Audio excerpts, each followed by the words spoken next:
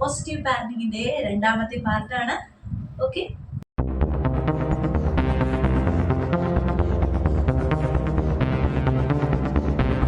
അപ്പോൾ എല്ലാവരും റെഡിയാണല്ലോ. കഴിഞ്ഞ വീഡിയോയിൽ നമ്മൾ പോസിറ്റീവ് പാരന്റിങ്ങിന്റെ 3 പോയിന്റ്സ് നമ്മൾ ചർച്ച ചെയ്തായിരുന്നു.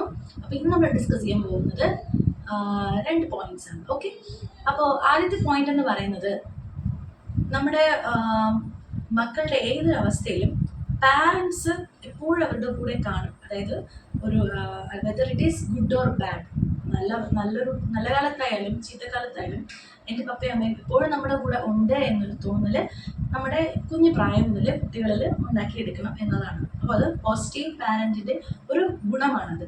അതായത് ചില പാരൻസ് എങ്കിലും ഉണ്ട് ഇങ്ങനെ മക്കളോട് പറയാറുണ്ട്, നീ നല്ല 99% മാർക്ക് വാങ്ങിയിട്ട് വന്നാൽ നിനക്ക് ഞാനത് വാങ്ങിത്തരാം, അല്ലെങ്കിൽ നിന്നെ അവിടെ കൊണ്ടുപോകാം, അല്ലെങ്കിൽ നീ എന്നോട് മിണ്ടാൻ വരണ്ട, നീ മാർക്ക് വാങ്ങിച്ചിട്ട് നിന്റെ മാർക്ക് ലിസ്റ്റ് ഒക്കെ ഞാൻ നോക്കി ഞാൻ പറഞ്ഞ അത്രയും മാർക്ക് നീ വാങ്ങിയിട്ടുണ്ടെങ്കിൽ നമുക്ക് നീ സംസാരിക്കാം, അല്ലാതെ നീ എന്നോടൊന്നും സംസാരിക്കാൻ വരണ്ട. ഇത്തരം കമൻസ് കുട്ടികളോട് പറയുന്ന ഒരുപാട് പാരൻസിനെ കേട്ടിട്ടുണ്ട്. അപ്പോൾ ആ കുട്ടികളിൽ എന്താ സംഭവിക്കുക വെച്ചാൽ അവരുടെ കോൺഫിഡൻസ് ലെവൽ കുറയുക മാത്രമല്ല, പിന്നത്തേതിൽ അവർക്ക് ആ എക്സാം പഠിക്കുമ്പോഴായാലും അത് എഴുതുമ്പോഴായാലും ഇവരുടെ ഈ പാരൻസ് പറഞ്ഞ വാക്കുകൾ അവരുടെ ഉള്ളിലുള്ളത് കൊണ്ട് തന്നെ അവരുടെ ശരിക്കുമുള്ള ആ പൊട്ടൻഷ്യൽ അവർക്ക് എടുത്തുകൊണ്ട് എക്സാം അറ്റൻഡ് ചെയ്യാനോ പഠിക്കാനോ പറ്റത്തില്ല. ചിലപ്പോൾ അവർക്ക് അത് മറവി കൊണ്ടിടും. അങ്ങനെ അവരുടെ ആ ഒരു ടെൻഷൻ മൂലം ഒരുപാട് പ്രോബ്ലംസ് അവരുടെ സ്റ്റഡീസിലുണ്ടാവും. അപ്പോൾ പിന്നെ ചിലപ്പോൾ അവർക്കൊരു ടെൻഷൻ ആയിരിക്കും, പരീക്ഷ എഴുതുമ്പോൾ തന്നെ ആ ടെൻഷൻ കാരണം അവർക്ക് പലതും മറന്നുപോകും. അപ്പോൾ ഇതിനെല്ലാം റീസൺ നമ്മൾ പാരൻസ് കൊടുക്കുന്ന ചെറിയ ചെറിയ ലേബലുകളാണ്. അപ്പോൾ ഇങ്ങനെ ഒരു കണ്ടീഷൻ വെച്ച് കുട്ടികളെ സ്നേഹിക്കുന്നതായിട്ട് അവർക്ക് തോന്നരുത്. അതായത് നീ ഇങ്ങനെ ചെയ്താലേ ഞാൻ എന്നോട് ഇങ്ങനെ സംസാരിക്കും, നിന്റെ ഒപ്പം കിടന്നുറങ്ങുള്ളൂ, അല്ലെങ്കിൽ നിനക്കിത് വാങ്ങി തരുള്ളൂ, അങ്ങനെ ഒരു കണ്ടീഷൻ വെച്ച് കുട്ടികളെ സ്നേഹിക്കുന്നതായിട്ട് അവർക്ക് ഒരിക്കലും തോന്നാൻ പാടില്ല. അപ്പോൾ ഏതൊരു കുട്ടികൾക്ക് ഇപ്പോൾ ശരി, കുട്ടി ചീത്ത മാർക്ക് വാങ്ങുമ്പോൾ കുട്ടി നല്ല പേടിച്ചിട്ടായിരിക്കും നിങ്ങളുടെ മുമ്പിൽ വന്ന് നിൽക്കുന്നത്. അപ്പോൾ നിങ്ങൾ എന്ത് ചെയ്യുക, നോക്കിയിട്ട് അവന് ധൈര്യം കൊടുക്കുക. നീ കുറച്ചുകൂടെ ഒന്ന് ശ്രമിച്ചാൽ, നീ ഇത്തരം കാര്യങ്ങൾ നിൻ്റെ ലൈഫിലുള്ളത് അവോയ്ഡ് ചെയ്തിട്ട് നീ ഇതിലൊന്ന് കുറച്ചുകൂടെ ഫോക്കസ് ചെയ്താൽ നീ പറ്റുമോ എന്ന് നല്ല രീതിയിൽ അവൻ കൂടുതൽ നല്ല ഊർജം കൊടുക്കുന്ന വാക്കുകൾ വേണം ഒരു പാരൻസിൻ്റെ വായിൽ നിന്ന് അവരുടെ ഉള്ളിൽ നിന്നും മനസ്സിൽ നിന്നും ഒക്കെ. അവർ എപ്പോഴും, അതായത് അവരുടെയൊക്കെ മക്കൾക്ക് എപ്പോഴും ഒരു എൻകറേജിങ് ആയിട്ടുള്ള വാക്കുകൾ വേണം നമ്മൾ ഉച്ചരിക്കാൻ ആയിട്ടുള്ളത്. അപ്പോൾ ഇങ്ങനെ അത് മാത്രമല്ല, അങ്ങനെ മാർക്ക് അപ്പോൾ അടുത്ത തവണ നീ നന്നായിട്ട് മാർക്ക് വാങ്ങിയാൽ മതി, അതിനെ കൊണ്ട് പറ്റും എന്നുള്ള രീതിയിൽ അവനെ ആ ഒരു പറയേണ്ട ഒരു സ്റ്റൈലുണ്ട്, മനസ്സിലായി? ഒരിക്കലും ഒരു നെഗറ്റീവ് ഇമ്പാക്റ്റ് കുട്ടികളിൽ ഉണ്ടാക്കുന്ന രീതിയിൽ സംസാരിക്കാൻ പാടില്ല. എന്നിട്ട് പറയണം, ഇനി നീ നല്ല മാർക്ക് വാങ്ങിയാലും നീ ചീത്ത മാർക്ക് വാങ്ങിയാലും നീ എന്നും എൻ്റെ മോളാണ്, നമുക്ക് കുഴപ്പമില്ല, നമുക്ക് പുറത്ത് പോകാമെന്നല്ലേ പറഞ്ഞിരുന്നത്, പോയിട്ട് വരാം എന്നിരുന്നിട്ട് നാളെ ഇരുന്ന് പഠിക്കണം. ഓക്കെ, മനസ്സിലായി? അതായത് ഇപ്പം നീ ചീത്ത മാർക്ക് വാങ്ങിയെന്ന് പറഞ്ഞ് നമ്മളൊരു കാര്യം കുട്ടിക്ക് ഇന്ന് ഇന്ന് പാർക്കിൽ പോവാന്ന് പറഞ്ഞിരുന്നു. അപ്പോഴാണ് പ്രോഗ്രസ് റിപ്പോർട്ട് കണ്ടത്. അപ്പോൾ ചീത്ത മാർക്ക് കണ്ടു, ഇനിയിപ്പം പോണ്ട എന്ന് പറഞ്ഞിങ്ങനെ ക്യാൻസൽ ചെയ്യുക, അവന് കൊടുത്ത ആ ഒരു വാക്ക് ക്യാൻസൽ ചെയ്യുക. അപ്പം അങ്ങനെ അവിടെ ഒരു ട്രസ്റ്റ് ബ്രേക്ക് ആവുകയും കൂടെയാണ് ചെയ്യുന്നത്, മനസ്സിലായോ? അതായത് നമ്മളിങ്ങനെ കണ്ടീഷൻ വെച്ചാണ് കുട്ടിയെ സ്നേഹിക്കുന്നത് എന്ന് അവനെ തോന്നിപ്പിക്കുന്നത്. അപ്പം അതിന് നമ്മുടെ വാക്കുകൾ ഉപയോഗിക്കുമ്പോൾ വളരെയധികം സൂക്ഷിക്കണം. അതായത് ഏതൊരവസ്ഥയിലും നമ്മൾ മക്കളുടെ കൂടെ ഉണ്ടെന്ന് അവർക്കൊരു ബോധ്യം ഉണ്ടാക്കി കൊടുക്കേണ്ടത് ഒരു പോസിറ്റീവ് പാരന്റിന്റെ ഒരു ഡ്യൂട്ടിയാണ്. അപ്പോൾ രണ്ടാമത്തെ point, model what you expect. അപ്പോൾ അതായത് ഇപ്പോൾ നമ്മുടെ കുട്ടി നല്ല ബ്രില്യൻ്റ് ആയിരിക്കണം, നല്ല ദയാലുവായിരിക്കണം, നല്ല എന്താ പറയുക, എല്ലാവരെയും സഹായിക്കുന്നവനായിരിക്കണം, കരുണയുള്ളവനായിരിക്കണം, എപ്പോഴും സന്തോഷവാനായിരിക്കണം, പിന്നെ അനാവശ്യമായി ഫോൺ ഉപയോഗിക്കാതെ പ്രൊഡക്റ്റീവായിട്ടുള്ള കാര്യങ്ങൾ ചെയ്യുന്നവനായിരിക്കണം, ബുക്സ് വായിക്കണം, അങ്ങനെയൊക്കെ നമ്മൾ ഒരുപാട് ആഗ്രഹിക്കുന്നവരാണ്. അപ്പോൾ അങ്ങനെ നമ്മളെ കുട്ടികൾ ആയി മാറണമെങ്കിൽ ആദ്യം പാരൻസ് അങ്ങനെയായി മാറണം. കാരണം നമ്മളെ കണ്ടാണ് അവർ പഠിക്കുന്നത്. ഇത് ഞാൻ എൻ്റെ ഫസ്റ്റ് വീഡിയോയിൽ പറഞ്ഞതാണ്. അപ്പം നിങ്ങൾ ബുക്ക് വായിക്കുന്ന ഒരു പാരൻ്റ് ആണെങ്കിൽ മക്കൾ ഓട്ടോമാറ്റിക്കായിട്ട് ബുക്ക് വായിക്കുന്നവരായി മാറും. നിങ്ങളെപ്പോഴും എന്തെങ്കിലും വാർത്ത കാണുന്നവരാണെങ്കിൽ കുട്ടികളത് കുഞ്ഞിനെ കണ്ട് വരെയല്ലേ, അപ്പം അവർക്ക് വാർത്തയുടെ ഇമ്പോർട്ടൻസ് കുഞ്ഞിലെ അവരുടെ മനസ്സിൽ കയറും. അപ്പം അവർ വാർത്തകൾ കാണാൻ തുടങ്ങും.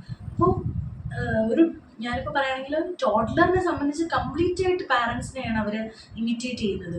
പിന്നെ ഓരോ ഏജ് കഴിയുന്നതോറും അവർ പുറത്ത് ടീനേജിലൊക്കെ ആകുമ്പോഴത്തേക്കും ടീനേജുകാരും പാരൻസിനേക്കാളും കുറച്ചുകൂടി പുറത്തു നിന്ന് എല്ലാം അബ്സോർബ് ചെയ്തെടുക്കും.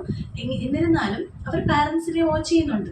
പാരൻസുമായിട്ട് നല്ല കണക്ഷനുള്ള ടീനേജ് ആണെങ്കിൽ ആ ടീനേജറിൻ്റെ റോൾ മോഡൽ അപ്പോഴും പാരൻസ് തന്നെയായിരിക്കും. ആ ഒരു കണക്ഷൻ ഉണ്ടെങ്കിൽ. ഇല്ലെങ്കിൽ ടീനേജർ പുറത്തുള്ള റോൾ മോഡൽസിനെ തപ്പിപ്പോകും. അപ്പോൾ എന്തായാലും നമ്മളിപ്പോൾ ടോഡ്ലേഴ്സിനെയാണ് മെയിൻ ഫോക്കസ് ചെയ്യുന്നത്. അതായത് കുഞ്ഞു പിള്ളേരെ, ടീനേജ് എത്താത്ത പിള്ളേരെ നമുക്ക് എല്ലാവരെയും നമുക്ക് കുട്ടി ഇതിനകത്ത് കൊണ്ടുവരാൻ പറ്റും.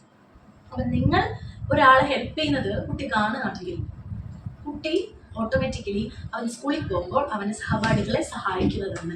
നിങ്ങൾ നിങ്ങളുടെ വീട്ടുകാരോട്, നിങ്ങളുടെ പാർട്ട്ണറോട് നല്ല രീതിയിൽ സംസാരിക്കുന്നത്, നല്ല റെസ്പെക്റ്റോടു കൂടിയാണ് സംസാരിക്കുന്നത്.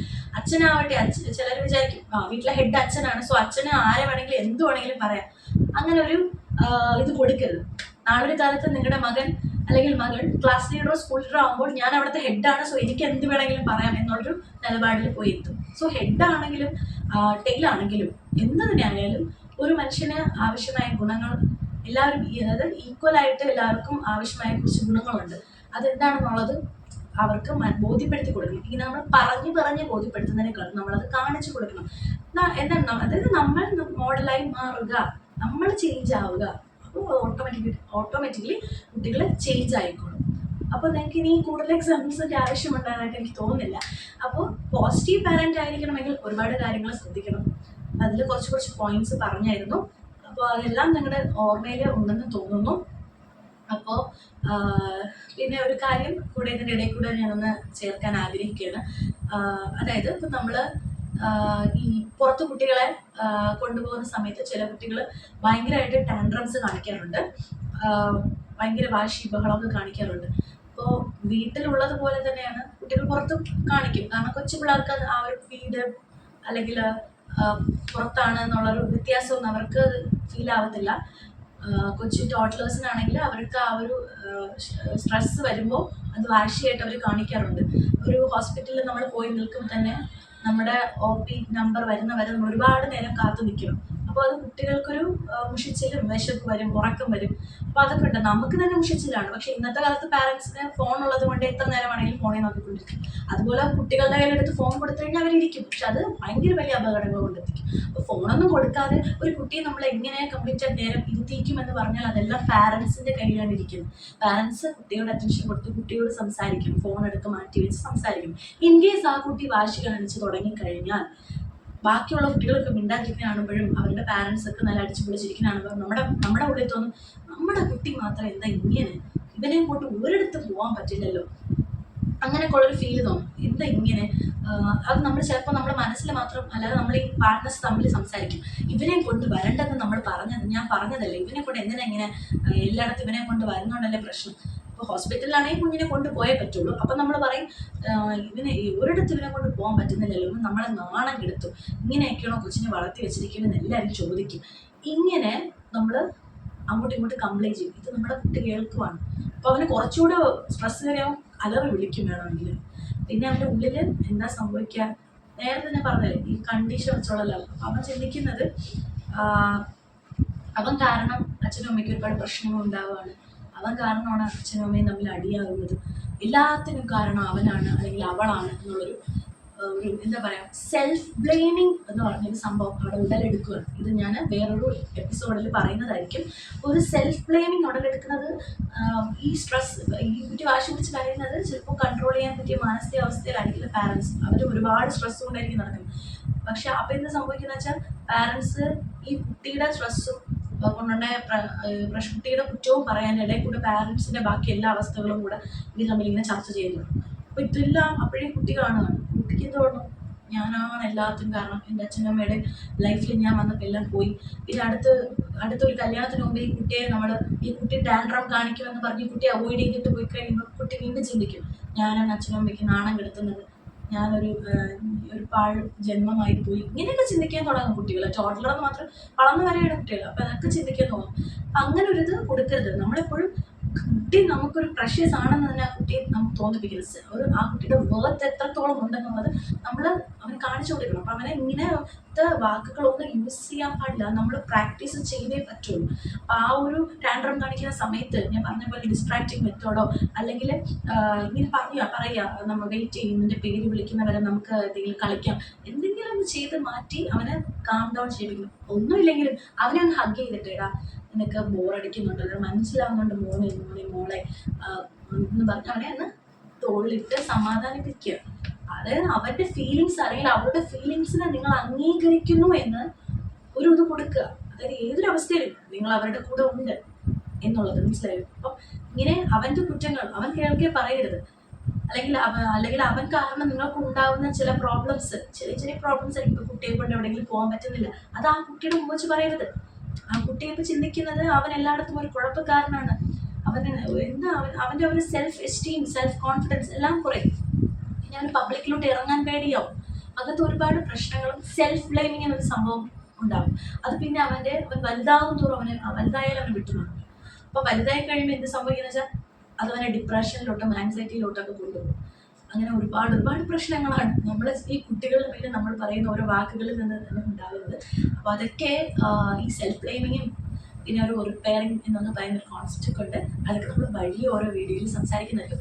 ഇന്നിപ്പോൾ പോസിറ്റീവ് പാരൻറ്റിങ് എന്ന് പറയുന്ന എന്നൊരു കോൺസെപ്റ്റ് ഇവിടെ ഈ ഒരു വീഡിയോയിൽ അവസാനിക്കുന്നില്ല. എങ്കിലും കുറച്ച് നമ്മളുടെ അടുത്ത നെക്സ്റ്റ് വേറൊരു ടോപ്പിക്കായിരിക്കും ചർച്ച ചെയ്യാൻ പോകുന്നത്. ഓവറോൾ നമ്മൾ നോക്കുകയാണെങ്കിൽ നമ്മളൊരു നല്ലൊരു പോസിറ്റീവ് പാരൻ്റ് ആകാൻ വേണ്ടിയിട്ട് തന്നെയാണ് ഇപ്പോൾ ഞാൻ ഈ ഓരോരോ ടിപ്സ് നിങ്ങൾക്ക് പറഞ്ഞു തരുന്നത്. ഓക്കെ, നമ്മളെ കൊണ്ട് പറ്റുന്ന അത്രയും നമ്മൾ ചെയ്യുക. പെർഫെക്റ്റ് ആയിട്ടൊരു പാരൻറ്റോ, പെർഫെക്റ്റ് ആയിട്ടൊരു പാർട്ട്ണർ, പെർഫെക്റ്റ് ആയിട്ടൊരു മനുഷ്യനോ ഒന്നും ഈ ലോകത്തില്ല.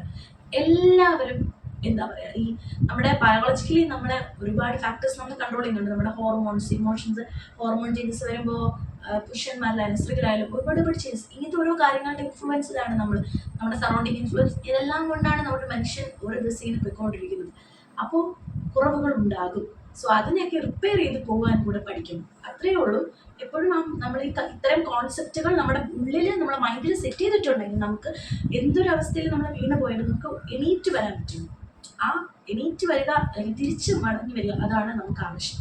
അപ്പോൾ അത്തരം കാര്യങ്ങൾ അവിടെ നല്ല രീതിയിൽ ലൈഫ് എൻജോയ് ചെയ്ത് കൊണ്ടുപോകാനും മക്കളോടൊപ്പം ഹാപ്പി ആയിട്ടിരിക്കുവാനും എല്ലാവർക്കും സാധിക്കട്ടെ എന്ന് ആശംസിച്ചുകൊണ്ട് ഇന്നത്തെ എൻ്റെ വീഡിയോ ഞാൻ അവസാനിപ്പിക്കുകയാണ്. നെക്സ്റ്റ് വീഡിയോ കാണുന്നത് വരെ ടേക്ക് കെയർ, ബൈ ബൈ.